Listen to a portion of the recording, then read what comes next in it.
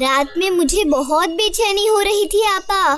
اچھا، کیوں ہو رہی تھی بے چینی؟ نہیں معلوم، مجھے پہلے تو نیند نہیں آ رہی تھی، اور جب نیند آئی تو دیر رات نیند ٹوٹ گئی اور میں جاگ گیا۔ اسی لیے تو ہم کہتے رہتے ہیں کہ رات میں جلد کھا لے اور عشاء کی نماز پڑھنے کے بعد جلد سے جلد سو جائے۔ ہاں عبدالباری، رات میں سونے میں دیر کرنے سے بھی نیند ڈسٹرب ہو جاتی ہے۔ جی ابا، اسی لیے تو ہم جلدی سو جاتے ہیں تاکہ صبح فجر کے لیے اٹھ سکے۔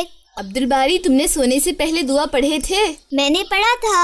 او ہاں، میں نے کل سونے سے پہلے سورہ ناس اور سورہ فلق نہیں پڑھا تھا۔ پڑھا کرو، ہم دن کی شروعات بھی اللہ کے نام سے کرتے ہیں، اور سونے سے پہلے بھی قرآن کی کچھ آیتیں یا چھوٹی سورہ پڑھ کر سو جائیں۔ میں تو روزانہ سونے جانے سے پہلے سورہ فاتحہ، سورہ ناس، سورہ فلق اور سورہ اخلاص پڑھ کر سوتی ہوں۔ ماشاء اللہ انشرا۔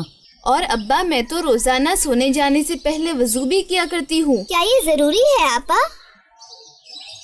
نہیں، یہ فرض نہیں ہے، لیکن ایک اچھا عمل ہے۔ علاوہ اس کے آیت الکرسی بھی پڑھا کرو۔ جی امی، ہم پڑھیں گے۔